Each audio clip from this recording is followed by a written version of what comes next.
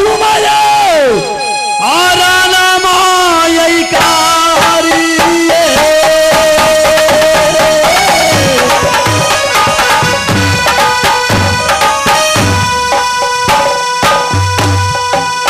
मैया सरोयई सती के हो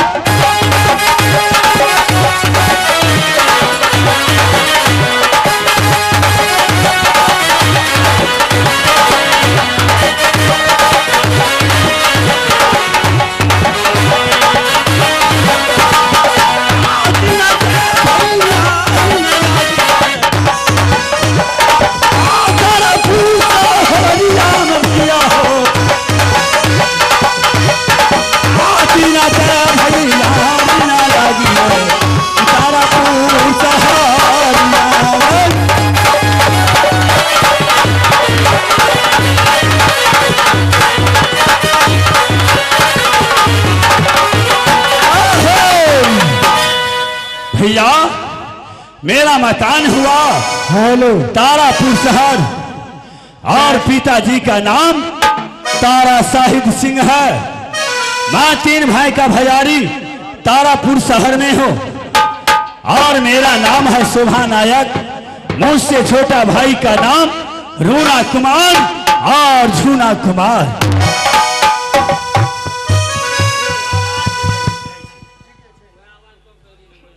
चाय ऑपरेटर से निवेदन या चाय दे दे छली कनी मेकअप रूम आवे कास्ट करूं। हेलो चाय ऑपरेटर से निवेदन या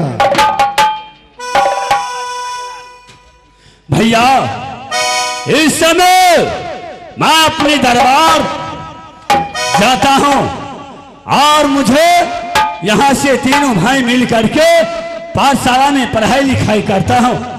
मैं यहां से यात्रा बनाता हूं। इस समय मंत्री की बुला करके राज दरबार का समाचार पूछ लूंगा। उसके बाद मैं पाठशाला स्कूल पढ़ने के लिए जाऊंगा। और साला मार ईमानदारी रे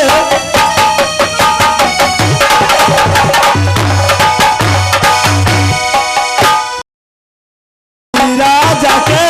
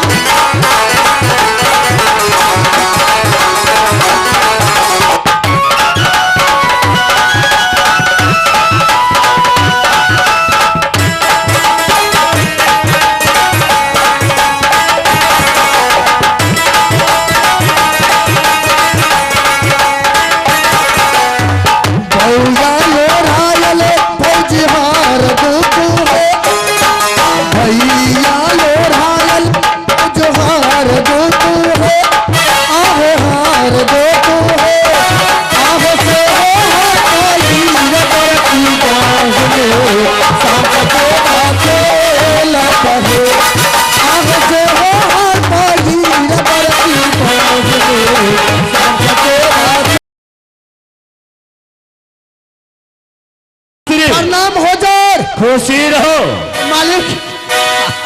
सबसे पहले ये बताओ क्या छठी पर्व आज ही है?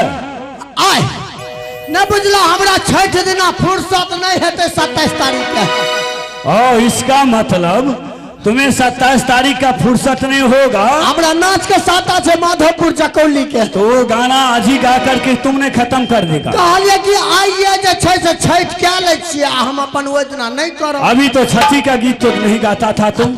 कहलिए समय भाषा ले। अरे सामा होगा पूर्णिमा में या गाना गा दिया तुम आज।